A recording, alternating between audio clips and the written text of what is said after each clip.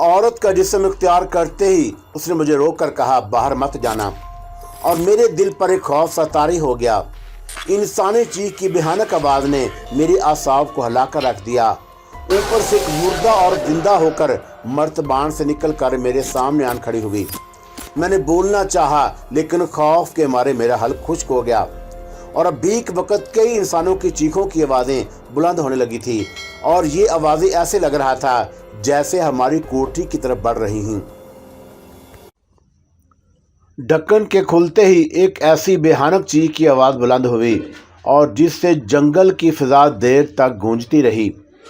मैंने डर कर मर्तबान को हाथों से छोड़ दिया और मर्तबान अंधेरे में मुझसे 3-4 फुट के फासले पर फर्श पर टेढ़ा होकर गिर पड़ा था और उसमें से सफ़ेद धुएं की लकीर से निकल रही थी। मैं बंदूक थाम कर उठ खड़ा हुआ और वही भयानक चीख एक बार फिर बुलंद हुई।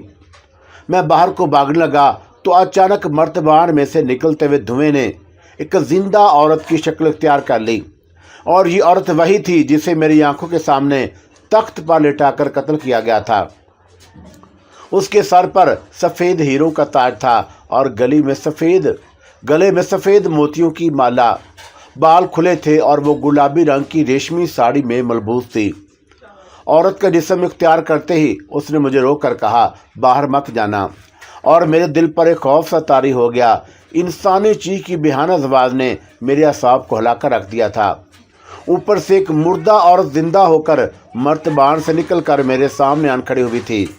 मैंने बोलना चाहा, लेकिन खौफ के मारे मेरा हल्क खुश्क हो गया।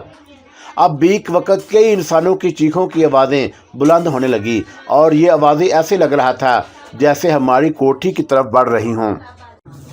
फिर अचानक कोठरी के झरोके में से आग का एक शोला सांप की तरह फुंकारता हुआ अंदर की जानब लपका। औरत ने मेरी कलाई पकड़ी और मुझे खींचती हुई कोठरी के दरवाजे में से बाहर निकल गई। किले के दौरान में अंधेरा था और औरत मुझे खींचती हुई किले के बड़े दरवाजे की तरफ भागी जा रही थी। चीखों की आवाज़ें ज़्यादा खौफनाक हो गईं और हमारे पीछे आ रही थी। ऐसे लग रहा था जैसे किले के भूत हमें हलाक करने के लिए हमारे तरफ दौड़े चले आ रहे हों। मैंने एक लम्हे के लिए पीछे मुड़कर देखा और पीछे आग के शोले थे। हर शोले की शक्ल सांप की तरह थी और ये आग के सांप लहराते, फंकारते और हमारे इतने करीब आ गए थे कि किसी भी लम्हे हम दोनों को जलाकर भस्म कर सकते थे। जब आग के एक शोला नुमा सांप ने मेरे जिस्म को अपनी लपेट में लेना चाहा तो औरत ने मुझे ज़ोर से अपनी तरफ खींच लिया और फिर ऐसा हुआ कि मुझे नहीं मालूम किस तरह से मेरे पाँव अपने आप ज़मीन से 2-3 फुट बुलंद हो गए और इसमें इस मावरई औरत के साथ फिजा में परवाज़ करता हुआ तेज़ी से किले के दरवाजे से बाहर निकल गया। जंगल में रात के पिछले पैर का अंधेरा छाया हुआ था। मेरा एक हाथ उस मावरई औरत की गिरफ्त में था और दूसरे हाथ में बंदूक थी। मैं अपने आप किसी मरई ताकत के ज़ैर असर फिजा में तैरता जा रहा था और दरख्त सामने आते तो मैं आंखें बंद कर लेता। दरख्त से टकराने लगा हूँ, लेकिन दरख्त से टकराए बगैर मैं औरत के साथ आगे निकल जाता और मैं कब तक उस औरत के साथ परवाज़ करता रहा मुझे कोई अंदाज़ा नहीं था। और फिर ऐसा हुआ कि हम रात की तारीकी में एक दरिया के ऊपर से गुजर गए और दरिया के दूसरे किनारे पर मुझे अंधेरे में एक वीरान सा खंडर दिखाई दिया। वो औरत खंडर के पास जाकर ज़मीन पर उतर गई और मेरे पाँव भी ज़मीन पर लग गए। मैं उस औरत से बात करते डर रहा था और मैं समझ गया कि ये औरत नॉर्मल ज़िंदा औरत नहीं बल्कि एक बदरूह है जो मेरे लिए किसी न किसी मुसीबत का बायस बन सकती है। मैंने गलती की थी कि उसे मर्तबान से आज़ाद कर दिया और अब मालूम नहीं कि ये मेरे साथ क्या सलूक करने वाली थी। उसने अभी तक मेरी कलाई पकड़ रखी थी और उसके हाथ की गिरफ्त बड़ी सख्त थी और इतनी सख्त कि मेरे जैसे सेहतमंद शिकारी आदमी की कलाई दर्द करने लगी। जब वो मुझे सांस लेकर खंडर में दाखिल हुई तो मैंने अपने कदम रोक लिए और हिम्मत करके उस औरत से कहा, मैं तुम्हारे साथ नहीं जाऊंगा और तुम मुझे छोड़ दो और मैंने तुम्हें आज़ाद कर दिया है, अब जहाँ जी चाहे चली जाओ। औरत ने मेरी कलाई छोड़ दी और वह बिल्कुल मेरे करीब खड़ी थी और आसमान पर सुबह का उजाला नमूदार होने लगा। शहर की धुंधली रोशनी में उस औरत की आंखें स्याह हीरों की तरह चमक रही थी और उस चमक में एक मोहब्बत और रहम का एहसास था اور یہ عورت دراز کا تھی اور اس میں کوئی شک نہیں کہ وہ بہت خوبصورت تھی۔ اس کا رنگ گندمی تھا مگر چہرے کے نقوش بڑے دلکش تھے اور کہنے لگی تم نے مجھے رگو کی قید سے آزاد کر کے مجھ پر اتنا بڑا احسان کیا ہے اور تم اس کا اندازہ نہیں کر سکتے۔ تمہاری زندگی کی حفاظت اب میرا فرض بن چکا ہے۔ میں نے کہا کہ مجھے تمہاری حفاظت کی ضرورت نہیں، میں اپنی حفاظت خود کر سکتا ہوں اور مجھ پر مہربانی کرو اور میرا پیچھا چھوڑ دو۔ اور یہ کہہ کر میں نے بندوق کندھے پر رکھی اور واپس جانے کے لیے مڑا تو اس عورت نے پیچھے سے میرا بازو پکڑ لیا اور بولی میں تمہیں مرنے نہیں دوں گی۔ میں نے اپنا بازو چھڑاتے ہوئے کہا کہ میں مسلمان ہوں اور میری زندگی اور موت میرے اللہ کے اختیار میں ہے۔ اور عورت نے ایک بار پھر میرا بازو پکڑ لیا اور کہا میں جانتی ہوں کہ تم مسلمان ہو اور میں تمہارے بارے میں اتنا کچھ جانتی ہوں کہ خود تم بھی نہیں جانتے۔ میں اگرچہ ہندو برہمن کے گھر پیدا ہوئی تھی لیکن میں بھی اسلام قبول کر چکی ہوں اور میں بھی مسلمان ہوں اور جانتی ہوں کہ زندگی اور موت اللہ کے اختیار میں ہے، لیکن اللہ پاک کا یہ بھی حکم ہے کہ اپنی زندگی کی حفاظت کرو اور جان بوجھ کر اپنے آپ کو ہلاکت میں نہ ڈالو۔ میں حیران سا ہو کر اس عورت کو دیکھ رہا تھا اور یہ قتل ہو چکی عورت کی روح یا بد روح تھی مگر بالکل نارمل زندہ عورت کی طرح بول رہی تھی۔ عجیب بات تھی کہ اب مجھے اس سے بالکل خوف محسوس نہیں ہوا مگر میں اس کے پاس ایک سیکنڈ کے لیے بھی ٹھہرنے کو تیار نہ تھا۔ میں اس بدروحوں کے چکر میں نہیں پڑنا چاہتا تھا، چنانچہ میں نے کہا کہ خدا کے لیے میری جان چھوڑ دو اور تم ایک بدروح ہو۔ میں نے تمہیں قتل ہوتے اور مرتے دیکھا ہے اور تم ایک مردہ عورت ہو اور تم ایک بدروح ہو، چھوڑ دو مجھے۔ اور میں اپنا بازو چھڑا کر تیز چل پڑا اور میں نے ایک لمحے کے لیے بھی پیچھے مڑ کر نہ دیکھا۔ اس عورت کی بدروح چلی گئی ہے یا وہیں کھڑی ہے۔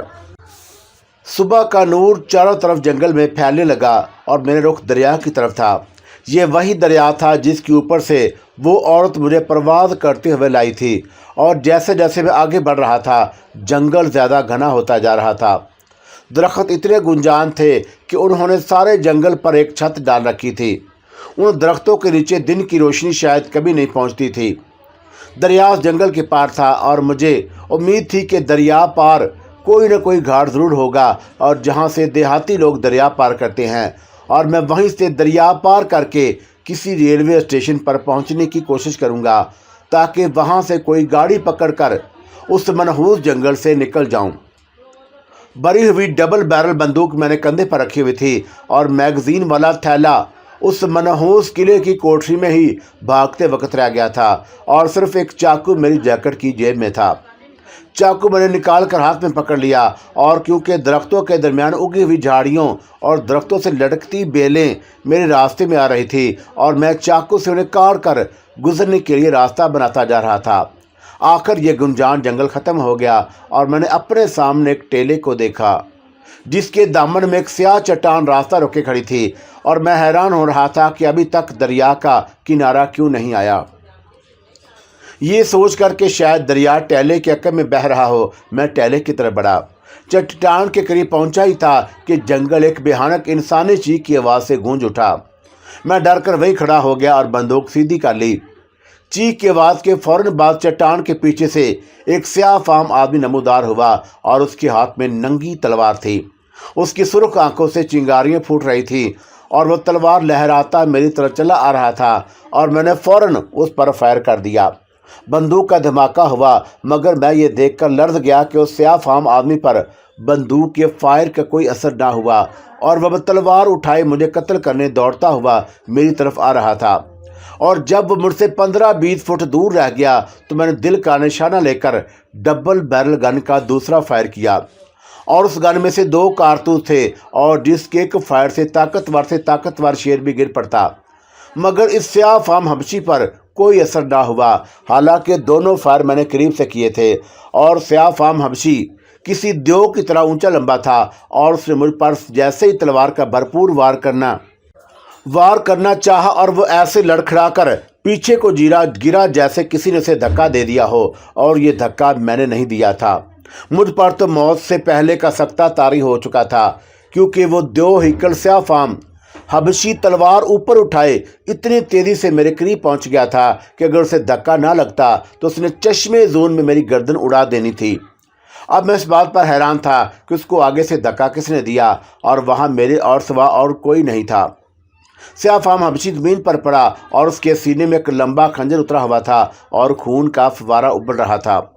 میرے دیکھتے ہی دیکھتے حبشی کی لاش سینے میں اترے ہوئے خنجر سمیت اسی طرح غائب ہو گئی جس طرح قلعے میں اس خوبصورت عورت کی لاش غائب ہو گئی تھی اور جسے میری آنکھوں کے سامنے تخت پر لٹا کر قتل کیا گیا تھا۔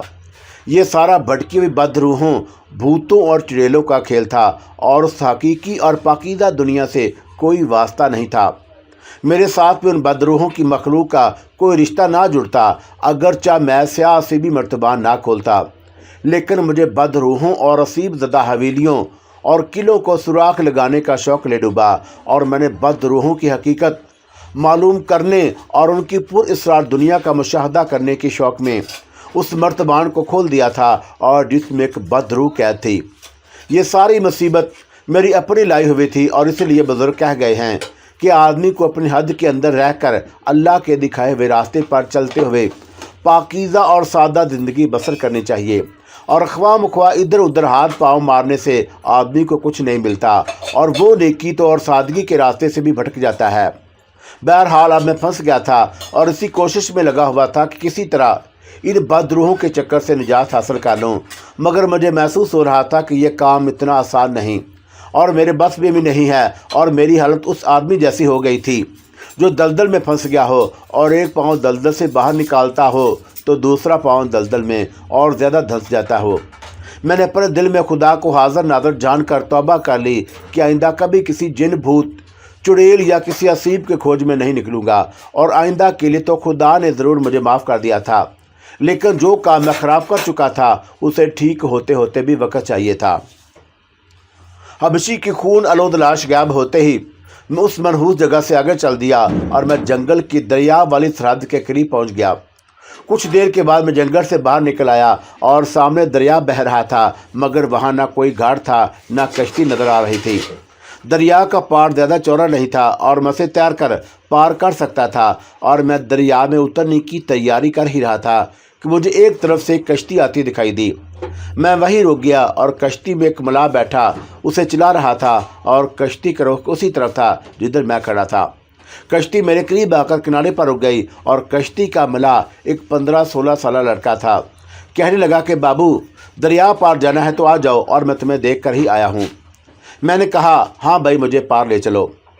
ملاح لڑکا بولا کہ 10 روپیہ ادا کرنا ہوگا۔ میں نے کہا تم بے شک 20 روپے لے لینا، اور لڑکے نے خوش ہو کر کہا تو پھر بیٹھ جاؤ بابو۔ میں کشتی میں سوار ہو گیا اور کشتی دریا کے بہاؤ کے رخ چلتی ہوئی آہستہ آہستہ دوسرے کنارے کی طرف بڑھنے لگی۔ میں نے لڑکے سے کہا کہ تمہارا نام کیا ہے؟ میرا نام بلوا ہے۔ بلوا، یہ بتاؤ کہ دریا پار ادھر کون سا شہر ہے؟ لڑکے نے چپو چلاتے ہوئے کہا ادھر شہر تو کوئی نہیں، ہمارا گاؤں منڈالا ہے۔ تمہیں کہاں جانا ہے بابو؟ بھائی مجھے جھانسی جانا ہے، اور یہ بتاؤ کہ میں جھانسی کیسے پہنچ سکتا ہوں؟ ملاح لڑکا بولا اور بابو جھانسی تو یہاں سے بہت دور ہے اور یہ دریا بھی اس طرف کو نہیں جاتا۔ میں ایسا کرتا ہوں کہ تمہیں بیتال گڑھ کے گھاٹ تک پہنچا دیتا ہوں، اور وہاں سے تمہیں جھانسی جانے والی کوئی نہ کوئی گاڑی شاید مل جائے، اور بیتال گڑھ میں ایک ریلوے اسٹیشن ہے۔ مجھے امید کی کرن نظر آئی اور میں نے پوچھا کہ بیتال گڑھ یہاں سے کتنی دور ہے؟ لڑکے نے کہا کہ دریا کے بہاؤ پر چلتے 2 گھنٹے تو لگ جائیں گے، مگر اس کے 50 روپے لگیں گے۔ میں نے کہا کہ میں تمہیں 60 روپے دوں گا، مگر مجھے کسی طرح بیتال گڑھ پہنچا دو۔ ملاح لڑکے نے کشتی کو کنارے کی طرف لے جانے کی بجائے اسے دریا کے بہاؤ پر ڈال دیا اور بولا بھگوان بھلی کرے گا۔ دھوپ خوب نکل آئی تھی اور موسم دھوپ کی وجہ سے گرم ہو رہا تھا، اور میں نے خالی بندوق کشتی میں ایک طرف رکھ دی۔ ملاح لڑکے نے بندوق کو دیکھا تو بولا بابو تم شکاری ہو؟ میں نے گہرا سانس بھر کر کہا ہاں بھائی، یہی سمجھ لو، شکاری ہوں۔ لڑکے نے پوچھا کہ شیر مارتے ہو؟ میں نے کہا کہ اگر شیر سامنے آ جائے اور حملہ کر دے تو اسے مارنے کی کوشش ضرور کرتا ہوں، ویسے میں سامر اور ہرنوں وغیرہ کا شکار کرتا ہوں۔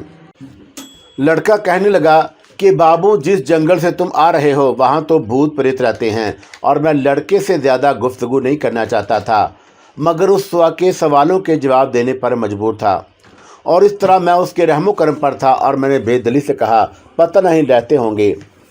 لڑکا بولا بابو معلوم ہے اس جنگل میں ایک رانی بائی کا قلعہ ہے اور اس قلعے میں رات کو ایک عورت کے گانے اور رونے کی آوازیں آتی ہیں اور میں نے بے نیازی سے کہا کہ آتی ہوں گی۔ لڑکے نے کہا کہ تم نے کوئی آواز ضرور سنی ہوگی۔ میں نے کوئی آواز نہیں سنی، میں نے جواب دیا، اور اس کے بعد اپنی آنکھیں بند کر کے سر نیچے کر لیا اور جیسے سونا چاہتا ہوں۔ لڑکا بولا، بابو سونا مت، اور میں نے جلدی سے آنکھیں کھول دیں اور لڑکے سے پوچھا، کیوں، کیا بات ہے، کیا یہاں سونا منع ہے؟ نہیں، منع نہیں ہے بابو جی، مگر گاؤں کے مندر کے پجاری جی کا کہنا ہے کہ دریا میں دن کے وقت سفر کرتے ہوئے اگر کوئی مسافر کشتی میں سو جائے تو دریا میں سے مگر مچھ نکل کر حملہ کر دیتا ہے۔ اور یہ لڑکا بھی عجیب مصیبت تھا، اور میں نے گھڑی پر نظر ڈالی اور ابھی بیتال گڑھ کے گھاٹ تک پہنچنے میں 1.5 گھنٹہ باقی تھا۔ میں نے سونے کا خیال دل سے نکال دیا اور باتونی لڑکے کی باتیں سننے اور ان کے جواب دینے پر تیار ہو گیا۔ 2 گھنٹے کے سفر کے بعد دریا کے دوسرے کنارے پر دور سے مجھے کسی بستی کے مکان نظر آنا شروع ہو گئے، اور ملاح لڑکے نے کہا کہ وہ دیکھو بابو، وہ بیتال گڑھ کے مکان ہیں۔ بیتال گڑھ کا ریلوے اسٹیشن کس طرف ہے؟ لڑکا کشتی کے کنارے کی طرف لا رہا تھا اور کہنے لگا کہ گاؤں سے تھوڑی دور آگے دریا کے کنارے پر ہی ہے، اور میں نے لڑکے سے کہا کہ مجھے کنارے پر اس جگہ لے جائے جہاں ریلوے اسٹیشن ہے، اور اس کے جواب نے لڑکے سے کہا، نہیں بابو، میں اس طرف نہیں جا سکتا، اور میں گھاٹ پر بھی نہیں جاؤں گا، اور وہاں ٹھیکیدار مجھ سے کرائے کے آدھے پیسے لے گا، اور میں تمہیں اسی جگہ اتار دوں گا، تم خود ہی ریلوے اسٹیشن پہنچ جانا۔ چلو ٹھیک ہے بھائی، تو مجھے اسی جگہ اتار دو، تمہارا شکریہ۔ لڑکا کشتی کو کنارے کے قریب لاتے ہوئے بولا، شکریہ کس بات کا بابو، اور تم نے مجھے 60 روپے کرایہ دیا ہے اور میں نے تمہیں بیتال گڑھ پہنچا دیا۔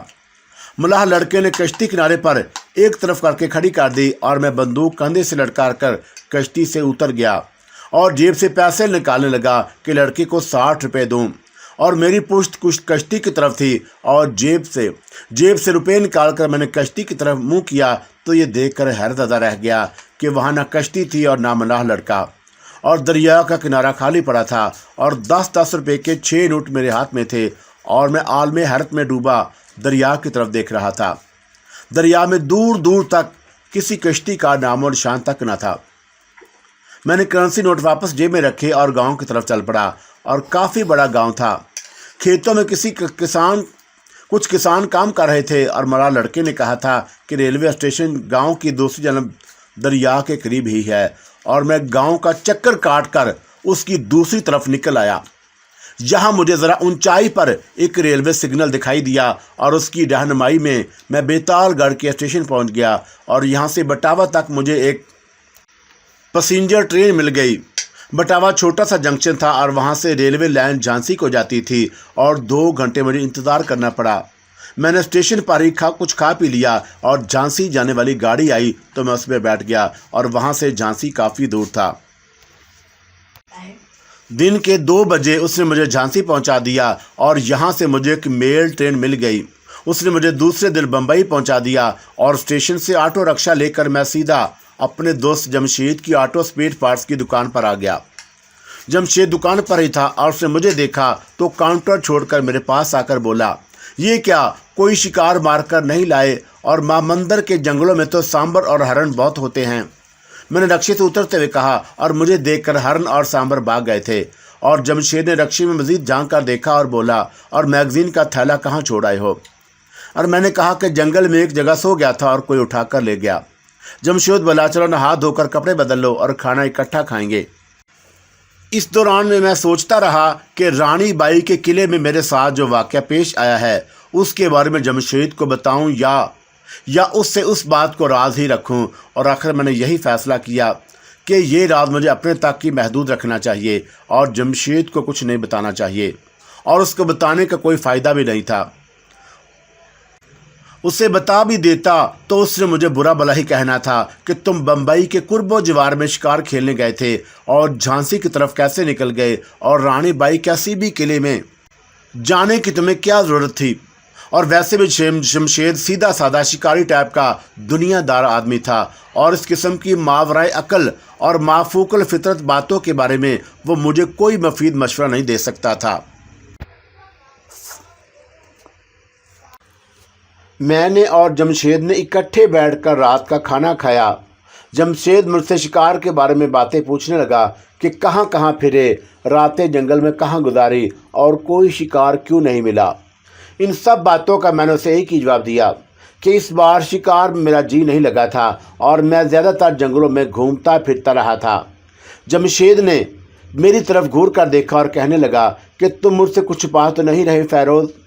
और आखिर में मेरा दोस्त था और मेरी तबीयत और मेरी नफ्सियात से वाकिफ़ था। उसने मेरे चेहरे की खामोशी से अंदाज़ा लगा लिया कि मेरे साथ जंगल में कोई पुरअसरार वाक़या ज़रूर हुआ है।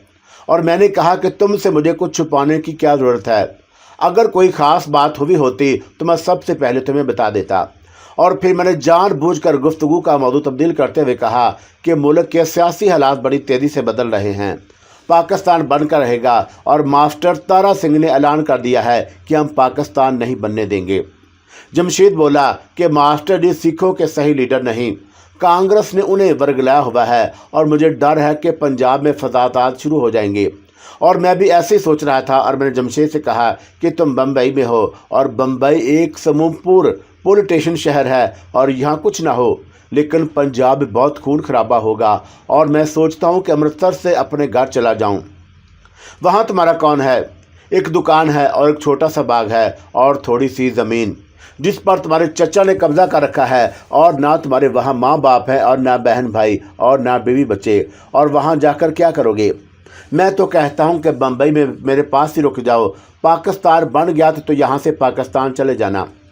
मैंने कहा कहते तो तुम ठीक हो और अमृतसर में मेरा कुछ नहीं, लेकिन मेरे माँ बाप की कब्रें हैं और मैं पाकिस्तान जाने से पहले उन कब्रों पर फातिह ज़रूर पढ़ना चाहता हूँ। जमशेद बोला कि जैसे तुम्हारी मर्ज़ी। कुछ देर हम बातें करते रहे और फिर मैंने उठते हुए कहा कि आज मेरा दिल कोई फ़िल्म देखने को चाहता है। मेट्रो सिनेमा में शेर के शिकार की एक अंग्रेज़ी फ़िल्म लगी हुई है और 9 बजे वाला शो अभी शुरू नहीं हुआ होगा। तुम्हें मेरे साथ चलो इकट्ठे फ़िल्म देखते हैं। जमशेद कहने लगा कि आज सारा दिन गैराज में काम करता रहा हूँ और थक गया हूँ और तुम चले जाओ। रानी बाई के किले में और उसके बाद जंगल में मेरे साथ जो दहशतनाक वाक़यात गुजरे थे उन्होंने मेरे ज़हन को काफ़ी परेशान किया था और मेरा दिल तफरी करने को चाहता था। और हाँ फ़िल्म ही मेरे लिए एक तफरी का दरिया थी। चुनांचे मैं जमशेद को उसके फ्लैट ही में छोड़कर फ़िल्म देखने चल पड़ा। 2 मंजिला बस में बैठकर मेट्रो सिनेमा पहुंच गया।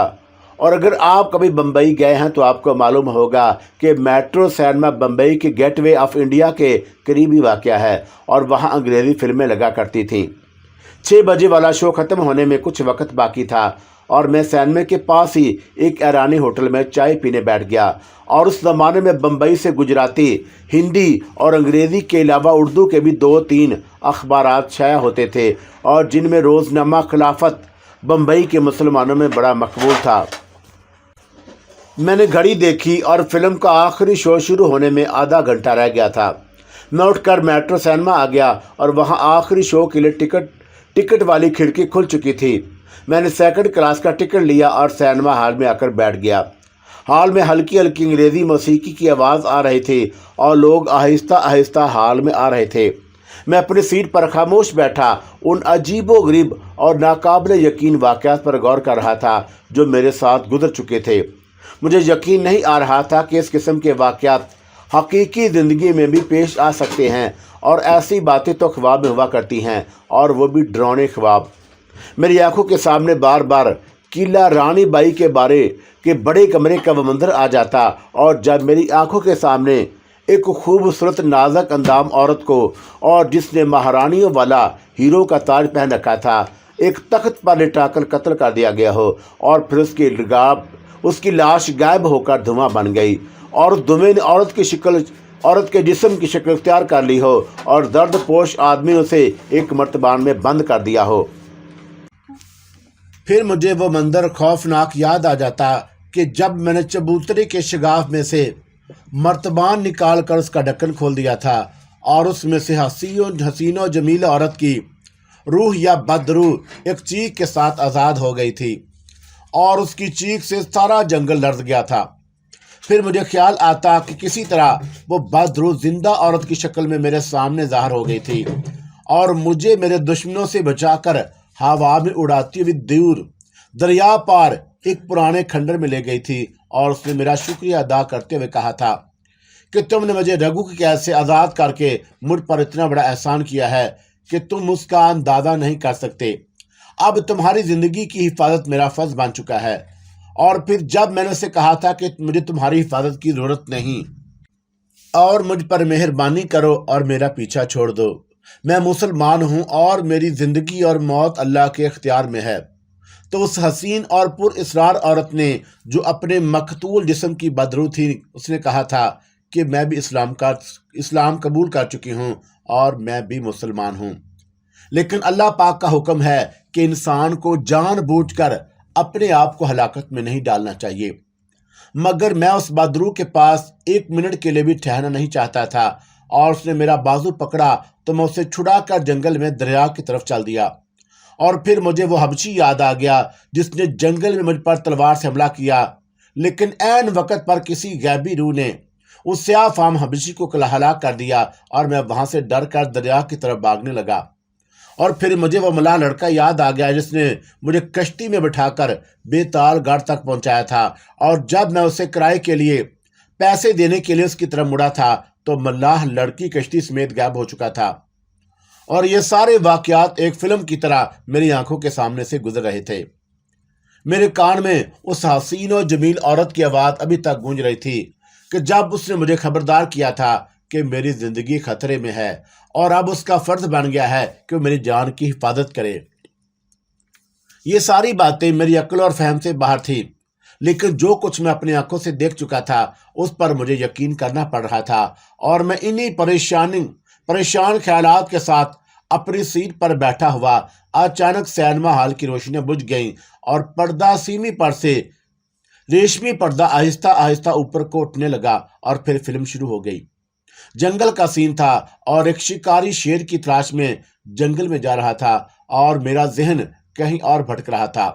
صرف آنکھیں پردہ سیمی پر تھیں، اور اتنے میں کیا دیکھتا ہوں کہ کوئی آدمی سیٹوں کے درمیان جھک کر چلا آ رہا ہے، اور وہ ایک لمحے کے لیے سیٹ پر بیٹھے ہوئے آدمی کو دیکھتا ہے اور پھر آگے چل پڑتا ہے۔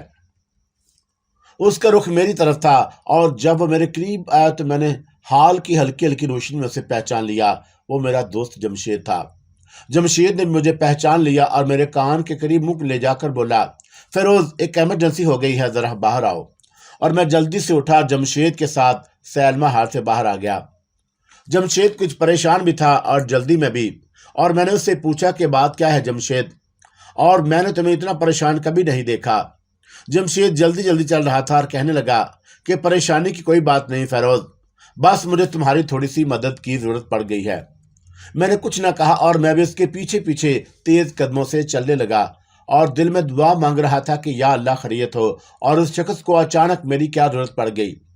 مجھے سینما ہال سے لینے آ گیا ہے، اور سینما ہاؤس کے باہر اس کی پرانی گاڑی کھڑی تھی اور گاڑی میں آیا تھا۔ اس نے مجھے گاڑی میں اپنے ساتھ بٹھایا اور گاڑی اسٹارٹ کر کے سینما ہاؤس کے احاطے سے نکل کر بمبئی کی ایک سڑک پر روانہ ہو گیا۔ میں نے ایک بار پھر اس سے پوچھا کہ بھائی کچھ بتا تو صحیح، آخر ہوا کیا ہے اور تمہیں میری مدد کی کیا ضرورت پڑ گئی ہے؟ سڑک کشادہ تھی اور ٹریفک نہ ہونے کے برابر۔ جمشید کافی گاڑی تیز چلا رہا تھا اور کہنے لگا، بات یہ ہے کہ دبئی کی ایک پارٹی اچانک آ گئی ہے اور اسے 80,000 روپے کا سودا طے پا گیا ہے۔ رقم میں نے وصول کر لی ہے اور پارٹی کو مال لا کر دینا ہے، اور میں نے مال ایک خفیہ جگہ چھپا کر رکھا ہوا ہے، اور اس خفیہ جگہ سے مال باہر نکالنے کے لیے ایک اعتباری آدمی کی ضرورت ہے۔ اور پہلے اس کام کے لیے میرا ملازم عبدل میرے ساتھ جاتا تھا، اور وہ کم وقت آج ہی اپنی بیمار ماں کی خبر گیری کرنے ناسک چلا گیا ہے، اور کسی دوسرے آدمی کو میں اپنے ساتھ نہیں لے جا سکتا، اور اچانک مجھے تمہارا خیال آ گیا، بس اتنی سی بات ہے۔ جمشید نے پہلے مجھے نہیں بتایا تھا کہ وہ اس قسم کے مال کا کاروبار بھی کرتا ہے اور جس کو اسے کسی خفیہ جگہ چھپا کر رکھنا پڑتا ہے۔ میں سمجھ گیا کہ یہ منشیات وغیرہ کا معاملہ ہے، اور گاڑی بمبئی سے باہر ایک کھلی سڑک پر پوری رفتار سے جا رہی تھی، اور میں نے جمشید سے انجان بن کر پوچھا، یہ کس قسم کا مال ہے اور جس کو تم خفیہ جگہ پر چھپا کر رکھتے ہو؟ جمشید نے گاڑی کو ایک اور نسبتاً ویران سڑک پر ڈالتے ہوئے کہا، یار اب تم مجھے ذلیل کرنے کی کوشش نہ کرو، میں بتا دوں گا کہ تمہیں مال کیا ہے، اور پارٹی بڑی سالڈ ہے اور اسے اچانک مال کی ضرورت پڑ گئی ہے۔ 80,000 रुपए की रकम सुनकर 1946 में भी बहुत बड़ी रकम थी और मेरे दिल में अफसोस जरूर हुआ कि मेरा दोस्त ये किस मजमूम धंधे में पड़ चुका है और मैं उसका जिगरी दोस्त हूँ। और उसने मुझे भी ये बात पोशीदा रखी और मैं खामोश हो गया। कोई बात न थी और मैं खामोशी देखकर शायद जमशेद को अपनी गलती का एहसास हुआ और गाड़ी इस वक्त शहर की मज़ाफाती आबादियों को छोड़कर एक वीरान इलाके में दाखिल हो चुकी थी, जहां इधर उधर झाड़ियां और ताड़ के दरख्त और रात की तारीकी में आसमान की तरफ उठे हुए दिखाई दे रहे थे। जमशेद कहने लगा कि तुम दिल में जरूर मुझे बुरा भला कह रहे होगे कि मैंने आज तक तुमसे ये बात क्यों छुपाई रखी। ये मेरी मजबूरी थी और मैं तुम्हें इतना ही कहूंगा कि एक आदमी की वजह से मैं इस काम में फंस गया था और कोशिश के बावजूद इस दलदल से निजात हासिल नहीं कर सका। लेकिन मैं वादा करता हूं कि आज के बाद मैं इस काम से तौबा कर लूंगा और चाहे उसके लिए मुझे कितनी भारी कीमत क्यों ना अदा करना पड़े। गाड़ी वीरान इलाके के कच्चे रास्ते पर उछलते हुए चली जा रही थी और 3-4 मोड़ घूमने के बाद जमशेद ने एक जगह गाड़ी रोक ली और गाड़ी की बत्तियां रोशन की। उनकी रोशनी सामने गोदाम इमारत पर पड़ी और जमशेद ने बत्तियां गुल कर दी और गाड़ी से उतरते हुए बोला, माल इस शेड के अंदर है। ये एक वीरान सा शेड था और उसका दरवाजा उखड़ कर एक तरफ गिर पड़ा था और जमशेद ने जेब से टार्च निकालकर रोशन कर ली। जगह जगह ईंटों और पत्थरों के ढेर पड़े थे और एक जगह लोहे की जंग खुर्दा गोल पहिए वाली कोई टूटी फूटी मशीन पड़ी थी। उसकी दूसरी जानब फर्श पर पत्थर की एक स्याह सिल रखी हुई थी और जमशेद ने टार्च रोशन करके एक तरफ इस तरह रख दी कि उसकी रोशनी पत्थर की बारी सिल पर पड़ती रहे। और फिर वह लोहे की जंग खुर्दा मशीन के पास गया और उसके नीचे से रस्सी का एक बड़ा सा गुच्छा उठाकर ले आया और रस्सी का गुच्छा उसने पत्थर के सिल के पास ही रख दिया और बोला, फिरोज और मेरे साथ लग के इस सिल को एक तरफ हटा दो। पत्थर की सिल काफी वजनी थी और हम दोनों ने मिलकर उस बड़ी मुश्किल से एक तरफ को सरकाया और जमशेद ने टार्च उठाकर उस गोल सुराख के अंदर रोशनी डाली जो पत्थर की सिल के नीचे नमूदार हुआ था और कहने लगा, माल नीचे ईंटों के ढेर के नीचे टीन के एक चौकोर डब्बे में पड़ा है और तुम सिर्फ इतना करो कि नीचे उतरकर डब्बा ऊपर ले आओ और मैं नीचे रस्सी लटकाता हूं और रस्सी को मैं ऊपर से पकड़े रखूंगा। उसने रस्सी का गुच्छा खोला और वह रस्सी एक सीढ़ी थी और उसने सीढ़ी की सीढ़ी नीचे तहखाने में लटका दी और फिर उसका दूसरा सिरा अपने जिस्म के गिर्द लपेट लिया। मैंने नीचे झांक कर देखा। नीचे कोई 15 फुट की गहराई में ईंटों की एक ढेरी नजर आई और जमशेद बोला, फिक्र ना कर। और मैंने रस्सी को अपने जिस्म के गिर्द मजबूती से लपेट लिया और अब्दुल भी इसी तरह नीचे उतरा करता था। जमशेद का बदन भारी था और इस मामले में वो मुझसे दुगनी ताकत वाला था और उसने रस्सी का सिरा बिल्कुल ऐसे जिस्म के गिर्द लपेट रखा था और जिस तरह रस्सा कशी के खेल में सबसे आखिरी आदमी ने रस्सा जिस्म के गिर्द लपेटा होता है। उसने रस्सा अपने दोनों हाथों में लेकर अपना एक पांव आगे को जमा लिया था। वो एक हाथ से नीचे तय खाने में टार्च की रोशनी डाले हुए था और मैंने रस्सी को पकड़ा और उसके छोटे छोटे जीनों पर पांव रखता हुआ नीचे उतरने लगा। तय खाने की फिजा में अजीब किस्म की नागवार बू फैली हुई थी। ऊपर से जमशेद कह रहा था कि ईंटों के ढेर के दाएं तरफ 2-4 ईंटों के नीचे टीन का चौकोर डब्बा पड़ा होगा और बस उसे उठाकर वापस ऊपर चढ़ आना और मैं टार्च की रोशनी डाल रहा हूं। जमशेद मेरा ऐसा जिगरी यार था कि उसकी खातिर मैं बड़ी से बड़ी कुर्बानी दे सकता था और ये तो महज एक 15 फुट गहरे एक अंधेरे तय खाने में उतरने की बात थी। कुछ ही देर के बाद मेरे पांव नीचे ईंटों के ढेर से टकराए और ऊपर से टार्च की रोशनी पड़ रही थी। मैंने रस्सी की सीढ़ी को छोड़ दिया और ईंटों के ढेर की दूसरी तरफ आ गया। ऊपर से जमशेद की आवाज आई, बस इसी जगह अलग से 4 ईंटें पड़ी होंगी और टीन का डब्बा उन ईंटों के दरमियान रखा हुआ है। मैंने झुक कर देखा और वहां कुछ ईंटें जरूर पड़ी थी और मैंने उन्हें दोनों से हाथों से उठाकर एक तरफ फेंका और उनके नीचे सिवाय मजीद ईंटों के और कुछ भी नहीं था। मैंने जमशेद को आवाज देकर कहा कि यहाँ तो कोई डब्बा नहीं है। जमशेद की आवाज आई और दूसरी तरफ देखो, शायद वहां पड़ा होगा। मैं ईंटों के ढेर के दूसरी जानब आ गया और वहां भी 10-12 ईंटों को हटाकर देखा और वहां भी नीचे सिवाय ईंटों और पत्थरों के और कुछ न था। मैंने दोबारा जमशेद को आवाज दी और कहा कि यहाँ भी कुछ नहीं।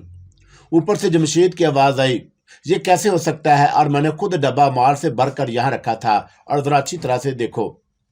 जमशेद ने ऊपर से टार्च की रोशनी डाल रखी थी اور میں نے اس کی روشنی میں اینٹوں کے ڈھیر کو چاروں طرف سے اینٹوں کو ہٹا ہٹا کر دیکھا، مگر وہاں مجھے کوئی ڈبہ نہ ملا۔ اور میں نے کہا، جمشید یاد کرو، تم نے ڈبہ کسی دوسری جگہ تو نہیں چھپایا؟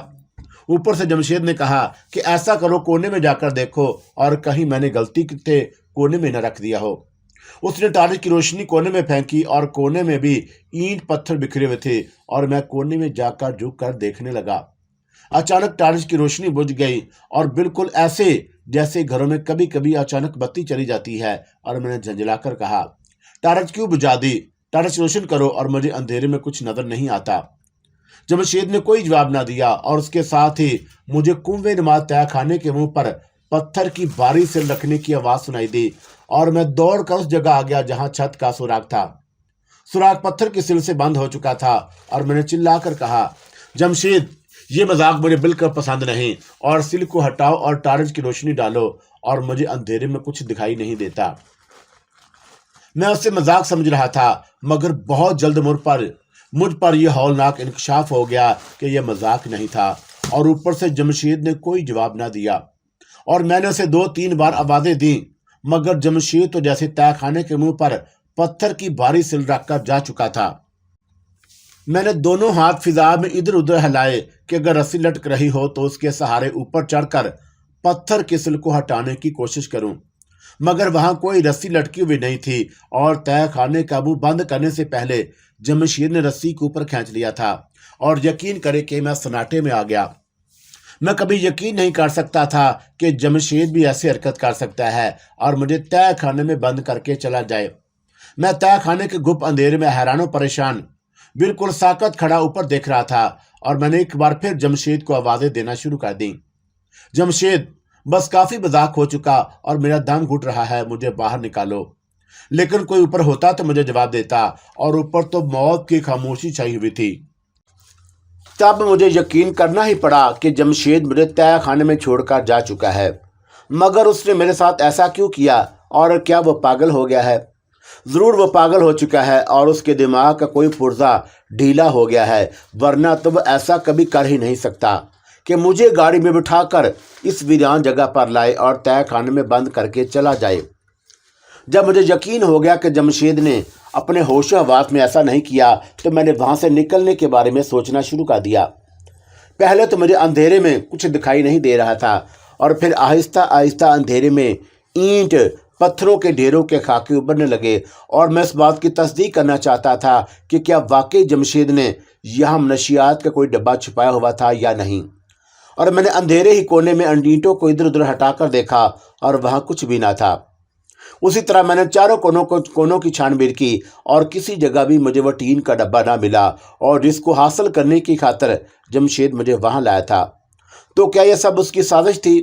مگر اسے یہ جال بچھانے کی کیا ضرورت تھی؟ اور میں تو اس کا جگری دوست تھا، اور اس نے ایسا کیوں کیا؟ میں پھر اس نتیجے پر پہنچا کہ جمشید کی عقل ٹھکانے نہیں رہی، اور میں نے ادھر ادھر سے اینٹیں لا کر جہاں چھت کا منہ تھا اور جو پتھر کی سل سے بند تھا، اس کے بالکل نیچے جو اینٹوں کی چھوٹی سی ڈھیری تھی، وہاں اینٹوں کو جوڑنا شروع کر دیا، تاکہ جب ڈھیری ذرا اونچی ہو جائے تو میں اس پر کھڑے ہو کر پتھر کی سل کو ہٹانے کی کوشش کروں۔ اندھیرے میں کسی وقت نظر آتا تھا اور کسی وقت کچھ بھی نہیں، لیکن میں نے ہمت نہ ہاری اور اینٹیں جوڑتا رہا، اور ڈھیری 2.5-3 فٹ اونچی ہو گئی، اور پھر میں نے سنبھل کر بڑی احتیاط کے ساتھ ڈھیری کے اوپر چڑھ کر بیٹھ گیا، اور اس کے بعد آہستہ آہستہ اٹھ کر کھڑا ہو گیا، اور میں نے دونوں ہاتھ اوپر بلند کیے، اور میرے ہاتھوں کی انگلیاں چھت کے دہانے پر رکھی ہوئی پتھر سل کو چھونے لگی تھیں، لیکن میں نے ذرا زور لگا کر سل کو کسی طرح کھسکا نہیں سکتا تھا، اور اس کے باوجود میں نے سل کو ایک طرف کھسکانے کے لیے ذرا سا زور لگایا تو اینٹیں میرے پاؤں کے نیچے سے نکل گئیں، اور میں دھڑام سے اینٹوں کے ساتھ ہی ایک طرف گر پڑا، اور میرے ایک گھٹنے میں چوچل جم آئی تھی، اور وہ درد کرنے لگا، اور مگر اس وقت میں نے درد کی پرواہ کیے بغیر دوبارہ اینٹوں کی ڈھیری بنانی شروع کر دی۔ مجھے کافی وقت لگ گیا، اور جب دوبارہ اینٹوں کی ڈھیری 2-2.5 فٹ اونچی ہو گئی تو میں پہلے سے زیادہ احتیاط کے ساتھ اس کے اوپر چڑھ کر بیٹھ گیا، اور پھر آہستہ آہستہ اٹھنا شروع کیا، اور جیسے ہی میں اپنے پاؤں پر کھڑا ہوا، اینٹیں اپنی جگہ سے ہلیں، اور مجھے سانس لے کر ساری اینٹیں نیچے گر پڑیں۔ मैं सख्त मायूसी के आलम में वहीं सर झुका कर बैठ गया और खुदा से दुआ मांगने लगा कि वह मुझे इस मुसीबत से निकाले। लेकिन मुकद्दर में जो लिखा था उसे तो होना ही था। और एक तो मुझ पर एक नागहानी मुसीबत नाज़िल हो गई थी, और दूसरा मुझे ये सदमा भी था कि जमशेद जो मेरा इतना अजीज़ दोस्त था, उसने मेरे साथ ऐसा सलूक क्यों किया, और क्या वो वाकई पागल हो गया था। तय खाने में उतरते वक्त मुझे फिजा में जो नागवार बू महसूस हुई थी वो अब मुझे महसूस नहीं हो रही थी, लेकिन अंदर बंद होने की वजह से मुझे सांस लेते वक्त घुटन महसूस होने लगी। मैंने उठकर एक बार फिर बाहर निकलने की कोशिश शुरू कर दी। वहाँ जितने ईंट पत्थर बिखरे हुए थे और मैंने वो सारे उठाकर छत के सिल के नीचे ढेरी पर जमा कर दिए, और उसके बावजूद ढेरी 2-2.5 फुट से ज़्यादा ऊंची ना हुई, और सिर्फ मेरी उंगलियां ही पत्थर की सिल को छू रही थी, और सिर्फ उंगलियों से मैं इतनी भारी सिल को तय खाने के मुंह से ऊपर परे नहीं हटा सकता था। और उस ख्याल से कि शायद वहाँ से ऊपर जाने का कोई खुफिया रास्ता भी हो, मैं अंधेरे में दीवारों को हाथ फेर फेर कर देखने की कोशिश करने लगा, और अचानक मेरा हाथ एक इंसानी खोपड़ी से टकराया जो दीवार में से आधी बाहर को निकली हुई थी, और मैं डर कर जल्दी से पीछे हट गया और आंखें सुकेर कर तारीकी में खोपड़ी को तकने लगा। अजीब बात है कि खोपड़ी 1-2 सेकंड के बाद मुझे बिल्कुल साफ नजर आने लगी, और उसकी इंसानी खोपड़ी का मुंह खुला हुआ था। आंखों की जगह 2 तारी गड़े पड़े हुए थे, और मैं हैरान हो रहा था कि इस दीवार में ये खोपड़ी कहाँ से आ गई, और क्या किसी ने किसी इंसान को कत्ल करने के बाद उसकी लाश दीवार में चुन दी थी। लेकिन ऐसी सूरत में दीवार में इंसानी पिंजर भी होना चाहिए था, जबकि दीवार में सिर्फ खोपड़ी ही नजर आ रही थी। मेरे ज़हन में तरह तरह के तोहमात पैदा होने लगे, और कहीं इस तय खाने में भी कोई बदरू का बसेरा नहीं, और मेरी समझ में नहीं आ रहा था कि जबकि तय खाने में बाकी हर जगह गहरी तारीकी थी, तो फिर इस खोपड़ी पर रोशनी कहाँ से पड़ रही थी, और इससे पहले कि वहाँ रोशनी का निशान तक नहीं था, और मेरे हाथ लगाने के बाद खोपड़ी धीमी धीमी रोशन हो गई थी। मैं खौफजदा नज़रों से दीवार में से उभरी हुई खोपड़ी को देख रहा था, और अचानक मुझे फुंकार सुनाई दी। ये किसी सांप की पुकार थी, और बड़ी गुस्सीली और गजबनाक आवाज़। मैं 2 कदम पीछे हट गया, और मेरे खौफजदा नज़रें खोपड़ी पर जमी हुई थी, क्योंकि मुझे फुंकार की आवाज़ उस खोपड़ी में से आती हुई महसूस हुई। उसके साथ ही मैंने एक मंजर देखा, और जिसे देखकर मेरे रोंगटे खड़े हो गए। मैंने देखा कि खोपड़ी के मुंह में से एक काला सांप निकला, और उसने अपना फन खोलकर खोपड़ी की पेशानी पर डसना शुरू कर दिया, और खोपड़ी की हलक में से कराहने की बड़ी दर्दनाक आवाज़ें निकलने लगी। अब मैं वाकई बहुत खौफजदा हो गया, और खौफ के मारे मेरा हलक खुश्क हो रहा था, और मेरे पाँव एक एक मन भर के हो गए। मैंने दौड़कर सामने वाली दीवार के पास जाने की कोशिश की, लेकिन मेरे पाँव ने हिलने से इनकार कर दिया, और जैसे ज़मीन ने मेरे पाँव जकड़ लिए थे। सांप अब दीवार से आधी बाहर निकली हुई थी, और इंसानी खोपड़ी के ऊपर कुंडली मारकर बैठा था, और उसका फन फैला हुआ था। उसके होंठों पर सुर्ख खून लगा हुआ था, और वो मेरी तरफ देख रहा था।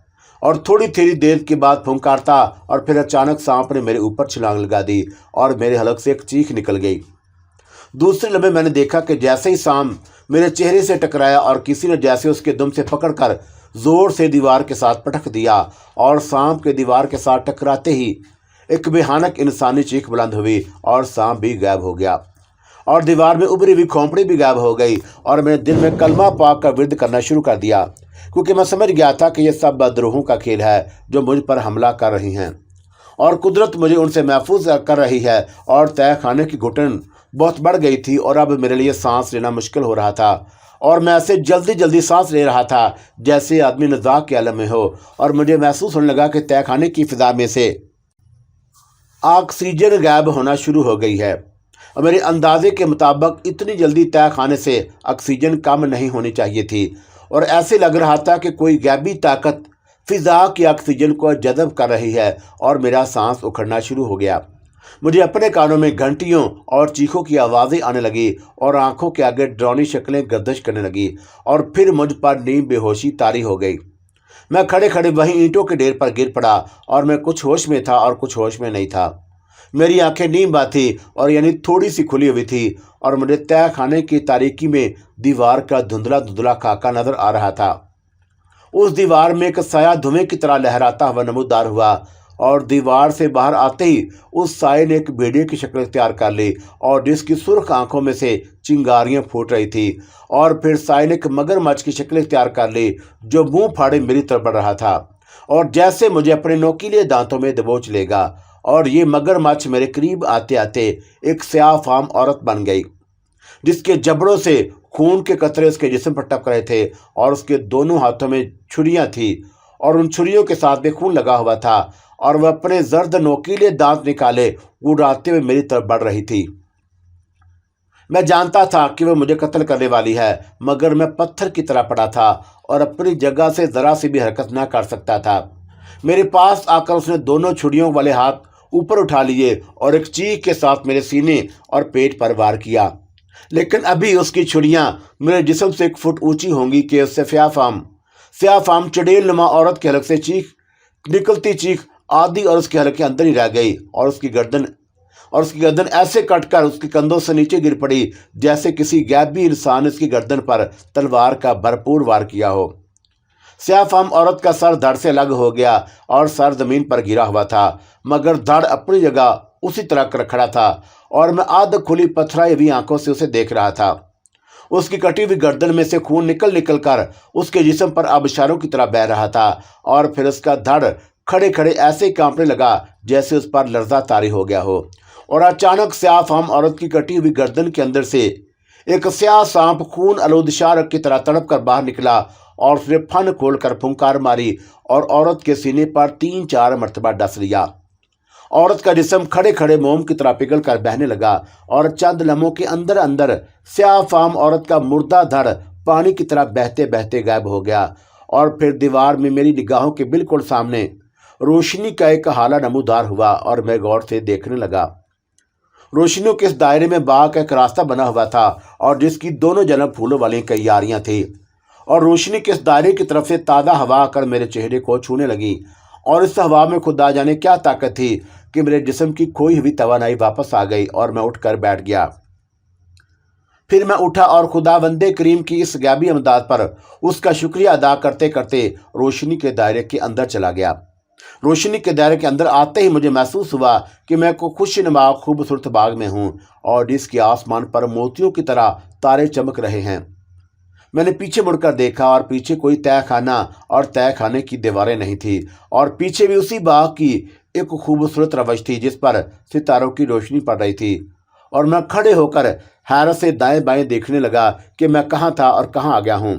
और अगर कुदरत खुदाबंदी मेरी मदद ना करती तो खुदा जाने मेरा इस बंद तहखाने में क्या हशर होता। और जमशेद तो मुझे दोजख में डालकर चला गया था और मैं हैरान था कि आखिर उसने मुझसे किस जन्म का बदला लिया था कि मुझे ऐसी हलाकत के जगह पर फेंक गया। और मैं बाग में से बाहर एक सड़क पर आ गया था और मैंने इतनी सही कर ली थी कि मैं मई शहर में ही था। मैंने घड़ी पर निगाह डाली, रात के 3 बज रहे थे और पहले तो मेरा जी चाहा कि वहीं से बम्बई के रेलवे स्टेशन पर चला जाऊं और पंजाब को जाती जो पहली ट्रेन मिले उसमें सवार होकर अपने शहर अमृतसर पहुंच जाऊं और जमशेद ऐसे बेवफा बल्कि दुश्मन दोस्त की फिर कभी शक्ल ना देखूं।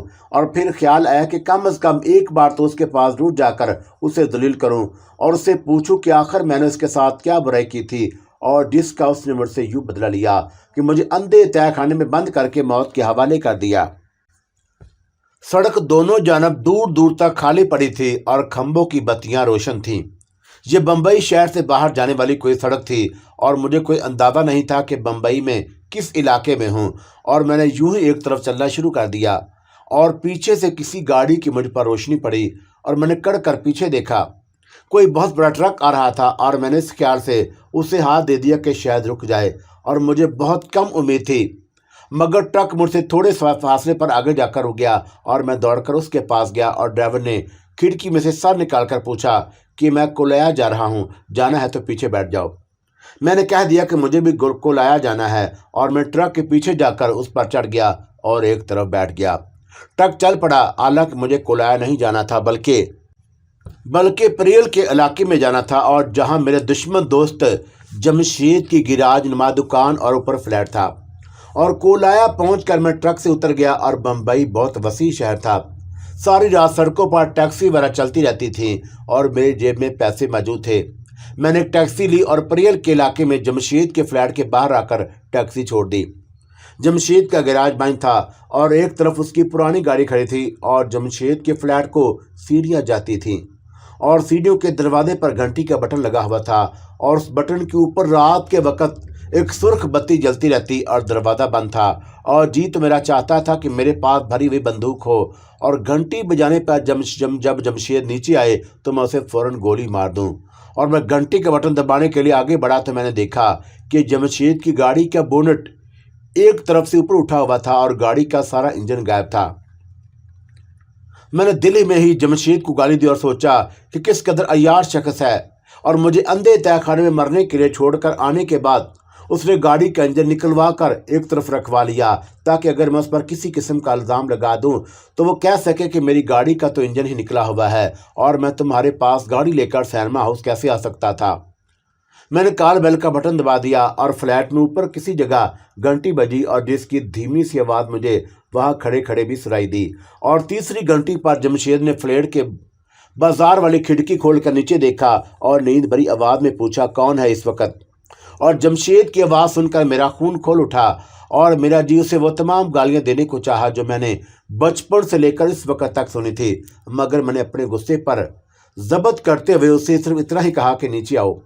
جمشید نے مجھے دیکھا تو وہ بولا تم اوپر کیوں نہیں آ جاتے، کہاں تھے تم؟ اور میں نے تیش میں آ کر کہا کہ جس قبر میں تم مجھے دفن کر کے آئے تھے میں وہیں تھا، یہ کیا بکواس کر رہا ہے؟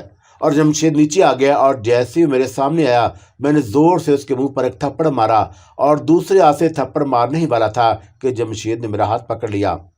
پاگل ہو گئے ہو اور لگتا ہے کہ بہت شراب پی رکھی ہے تم نے، چلو اوپر چلو۔ اور میں نے غصے میں اسے گالیاں دینا شروع کر دیں اور وہ مجھے کھینچتا ہوا گھسیٹتا ہوا اوپر لے گیا اور مجھے صوفے پر گراتے ہوئے بولا اور یہ تم نے شراب کب سے پینی شروع کر دی؟ میں نے اسے گالی دے کر کہا کہ میں نے شراب نہیں پی اور اگر شراب پی ہوتی تو میں تمہیں دیکھتے ہی قتل کر ڈالتا۔ جمشید نے بھی محسوس کر لیا کہ میں نے شراب نہیں پی ہوئی اور شاید اس لیے کہ میرے منہ سے شراب کی بو نہیں آ رہی تھی۔ اس نے بڑی مشکل سے مجھے سنبھالا اور بولا فیروز خدا کے لیے ہوش میں آ جاؤ اور مجھے بتاؤ کہ آخر بات کیا ہوئی ہے، اور ٹھیک ہے تم نے شراب نہیں پی رکھی لیکن تم مجھے کیوں گالیاں دے رہے ہو، میں نے کیا کیا ہے؟ اور میں نے بڑی مشکل سے اپنے اوپر قابو پا لیا اور کہا جمشید پہلے تم مجھے یہ بتاؤ کہ تم نے مجھ سے کس چیز کا بدلہ لیا ہے، اور میں نے تمہارے ساتھ ایسا کون سا برا سلوک کیا تھا کہ تم مجھے ورگلا کر مال لانے کے بہانے ویرانے علاقے میں لے گئے اور پھر ایک جھوٹا ڈرامہ کھیل کر مجھے ایک اندھے کنویں میں پھینک کر آ گئے۔ اگر قدرت میری مدد نہ کرتی تو صبح تک وہاں میری لاش کو چونٹیاں کھا رہی ہوتی۔ جمشید حیران ہو کر میری صورت تک رہا تھا اور کہنے لگا تم کس اندھے کنویں کے ذکر کر رہے ہو، اور میں نے تمہارے ساتھ کون سا ڈرامہ کھیلا ہے؟ اور میں تو جب سے تم میٹرا سینما ہاؤس میں فلم دیکھنے گئے ہو اس وقت سے لے کر اب تک اپنے گیراج اور فلیٹ پر ہی ہوں اور ایک لمحے کے لیے بھی یہاں سے نہیں گیا۔ میں نے کہا کہ تم جھوٹ بولتے ہو، اور کیا تم گاڑی لے کر میٹرو سینما نہیں آئے تھے اور وہاں سے مجھے گاڑی میں بٹھا کر یہ کہہ کر ایک ویران شیڈ میں نہیں لے گئے تھے کہ دبئی سے ایک پارٹی مال لینے آئی ہے؟ جمشید پھٹی پھٹی آنکھوں سے مجھے دیکھ رہا تھا اور کہنے لگا میری گاڑی تو انجن کے بغیر باہر پڑی ہے اور میں تو پرسوں سے اس کا انجن اوور آل کر رہا ہوں، اور بے شک نیچے جا کر دیکھ لو اور گاڑی کا انجن نہیں ہے۔ اور جب میں نے اسے پورا واقعہ بیان کیا تو جمشید مجھے ایسے دیکھنے لگا جیسے اسے میری دماغی حالت کے نارمل ہونے پر شک ہو گیا ہو اور کہنے لگا فیروز میں نے زندگی میں کبھی منشیات کا کام نہیں کیا اور میرے پاس کوئی دبئی والی پارٹی بھی نہیں، اور میں تمہارے پاس میٹرو سینما نہیں پہنچا تھا۔ تو پھر وہ کون تھا؟ وہ تم ہی تھے، تم جمشید، اور کیا میں تمہیں پہچانتا نہیں؟ تم کہہ رہے ہو کہ میں نے تمہیں کہا تھا کہ میرا نوکر عبدل اپنی بیمار ماں کی خبر گیری کرنے ناسا گیا ہوا ہے، اور نوکر عبدل کہیں نہیں گیا، جا کر دیکھ لو، وہ نیچے گیراج میں سو رہا ہے اور وہ گزشتہ کئی مہینوں سے ناسک نہیں گیا، اور میری تو سمجھ میں نہیں آتا کہ تم یہ سب کچھ کیا کہہ رہے ہو۔ جمشید کا انداز بتا رہا تھا کہ وہ جھوٹ نہیں بول رہا، اور آدمی جھوٹ بول رہا ہو تو اس کا پتہ چل جاتا ہے، اور جمشید تو میرے بچپن کا دوست تھا، میں اس کے مزاج کو اچھی طرح جانتا تھا، اور میں سوچ میں پڑ گیا کہ آخر وہ کون تھا جو جمشید بن کر میرے پاس آیا اور مجھے ہلاک کرنے کے لیے اندھے تہہ خانے میں پھینک گیا تھا۔ مجھے خیال آیا کہ یہ کہیں ان بدروحوں کا کام تو نہیں جو مجھے رانی بائی کے قلعے کی حسین روح या बदरू को मर्तबान से आज़ाद करने की वजह से मेरी जान के दुश्मन बन गई थी और उससे पहले भी मुझे 2 बार हलाक करने की कोशिश कर चुकी थी। चौंका मैंने जमशेद से किला रानी बाई में अपने साथ गुजरे माफूकल फितरत वाक़यात का बिल्कुल जिक्र नहीं किया था, इसलिए अब भी मैंने उसे ये ना बताया कि वीरान इलाके के अंधे तय खाने में मेरे साथ क्या गुजरी और फिर कैसे दीवार में रोशनी का एक दायरा अपने आप ज़ाहिर हो गया और उस दायरे के अंदर बाहर जाने का रास्ता मिल गया। इस ख्याल से कि जमशेद इस वाक़े को मेरी दिमागी कमज़ोरी पर महलूल ना करे, और मैंने कहा मेरा ख्याल है कि यह किसी जिन भूत या सेब की कारस्तानी है। और एक बार अमृतसर में जब मैं छोटा सा था तो पहले भी एक जिन मुझे घर से उठाकर बड़ी नहर पार ले गया था और वहाँ मुझे नहर की सैर करवाने के बाद घर लाकर छोड़ गया था। जमशेद ने इंतहाई तज्जुब के साथ कहा, शायद ऐसा ही हुआ हो, लेकिन किसी जिन भूत को क्या जरूरत थी कि मेरी शक्ल बनाकर तुम्हारे पास मेट्रो सैरमा हाउस में आता और वह वहाँ वैसे भी तुम्हें वहाँ से उठाकर ले जा सकता था। और ये बात मेरी समझ से भी बाहर थी और मैं उसके साथ वही सोफे पर ही सो गया और दूसरे रोज़ 11 बजे उठा और नीचे जाकर जमशेद की गाड़ी का बगौर मायना किया। उसकी गाड़ी का इंजन गायब था और ये वही गाड़ी थी जिस पर जमशेद की शक्ल का जिन भूत या वो जो कोई भी था सवार होकर मेरे पास मेट्रो सैनमा आया था। लेकिन जमशेद के एक मिस्त्री ने मुझे बताया कि जमशेद साहब की गाड़ी का इंजन तो 3 रोज से बाहर निकला हुआ है। मेरे साथ ऊपर तले 2-3 इस किस्म के वाक़यात गुजरे तो मैं घबरा गया और जान सबको प्यारी होती है। मुझे यकीन हो गया था कि किला रानी बाई के जर्द पोश काहन की बदरू मेरी दुश्मन बन गई है, और क्योंकि मैंने किले की हसीन और जमील रानी की रूह या बदरू को उसके मर्तबान से आज़ाद कर दिया था और जिसमें जर्द पोश काहन ने रानी को कत्ल करने के बाद बंद करके चबूतरे के शिगार में छुपा दिया था। जर्द पोश काहन की बदरू अपनी गुलाम बदरूहों से 3 बार मुझ पर कातलाना हमला करा चुकी थी, लेकिन कुदरत की कोई खुफिया ताकत मेरी मदद कर रही थी और उसने बार बार मुझे इस शैतानी दर्द पोश की बदरू के हमले से बचा लिया। मैंने सोचा कि मैं बम्बई से चला ही जाऊं तो अच्छा है, और यहाँ रहा तो जर्द पोश शैतान मेरा पीछे नहीं छोड़ेगा। और उस जर्द पोश पुजारी का नाम रानी बाई के किले वाली पुर इसरार हसीन औरत की रूह ने रघु बताया था, और उस हसीन औरत ने मुझे अपना नाम नहीं बताया था, लेकिन उसने मुझे खबरदार कर दिया था कि तुमने मुझे मर्तबान से आज़ाद कर दिया है और उसकी वजह से रघु तुम्हारी जान का दुश्मन बन गया है। वो तुम्हें जान से मार देने की हर मुमकिन कोशिश करेगा, लेकिन तुम्हारी हिफाजत मुझ पर फर्ज हो गई है। मैंने इन हालात के पेश नज़र फैसला कर लिया कि बम्बई में नहीं रहूँगा और वापस अमृतसर चला जाऊँगा। और वैसे भी हालात दिन ब दिन खराब होते जा रहे थे और पंजाब के 1-2 शहरों में फसादात भी शुरू हो गए थे। और जब मैंने जमशेद से कहा कि मेरा अमृतसर वापस जाने का इरादा है तो उसने किसी किस्म का एतराज़ ना किया, बल्कि कहने लगा, और मैंने तो तुम्हें पहले ही कहा था कि अमृतसर जाकर अपनी थोड़ी सी जो ज़मीन और फलों का एक बाग है वो फ़रोख्त कर डालो, और हालात का कुछ पता नहीं है और पाकिस्तान ज़रूर बन जाएगा। और फिर लगता है कि हिंदू मुसलमानों को हिंदुस्तान के शहरों और देहातों में नहीं रहने दिया जाएगा। हो सकता है कि अमृतसर के मुसलमानों को भी लाहौर यानी पाकिस्तान की तरफ हिजरत करनी पड़ जाए। इन तमाम हालात को देखते हुए आखिर मैंने एक रोज़ बम्बई से अमृतसर की जानब रवाना हो गया और 1947 शुरू हो चुका था।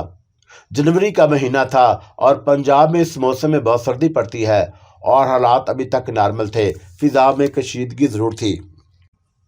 मैंने चचा को समझाने की कोशिश की कि हालात पे कुछ पता नहीं कि कब बदल जाएं और हमें अमृतसर से हिजरत करके पाकिस्तान जाना पड़े, मगर चचा ना माना और मार्च के महीने में फसादात शुरू हो गए और फिर फसादात की आग भड़कते हुए चली गई और कर्फ्यू लगने लगे। चचा को ना जाने क्या सोची कि अपने बाल बच्चों को लेकर जम्मू चला गया और वहाँ उसके छोटे भाई का बड़ा वसी कारोबार था, और चचा ये कहकर जम्मू गया कि जब हालात बेहतर हो जाएंगे तो वह अमृतसर वापस आ जाएगा, और मैं पीछे अकेला रह गया। दुकानदारी ख़त्म हो चुकी थी और मेरा सारा दिन मोहल्ले के लोगों के साथ बैठे गुजरता।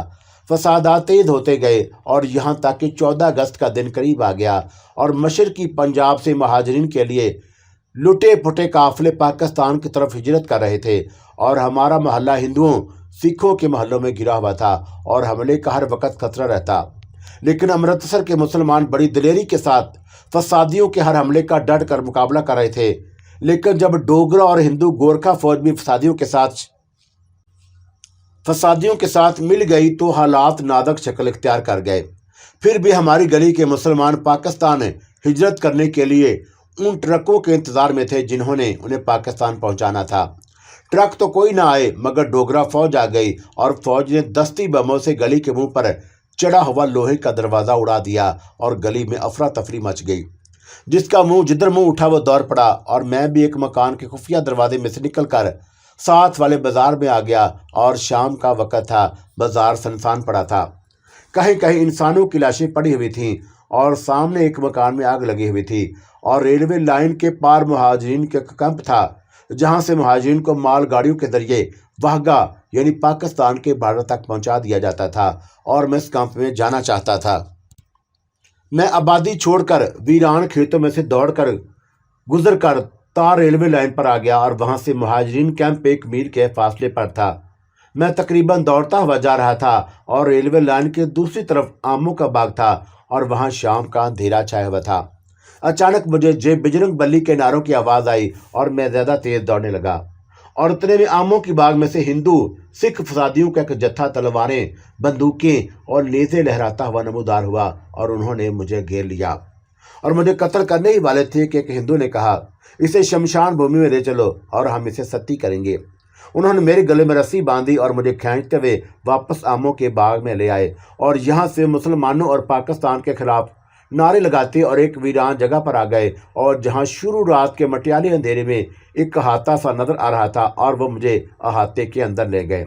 ये असल में शमशान भूमि की 4 दीवारी थी और जहाँ हिंदू लोग अपने मुर्दों को जलाते थे और वहाँ एक तरफ छोटी सी कोठरी थी और कोठरी के दरवाजे पर हल्की सी रोशनी वाला बल्ब, बिजली का बल्ब जल रहा था और उसकी कमज़ोर रोशनी में मैंने एक चबूतरा देखा जिस पर लकड़ियाँ चुनी हुई थीं।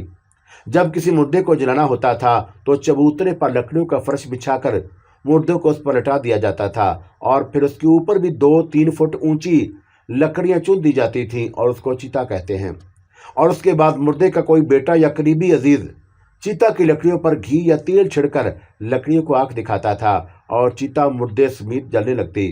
मैं समझ गया था कि चिता में पहले से कोई मुर्दा मौजूद है और जिसको किसी वजह से अभी नहीं जलाया नहीं गया।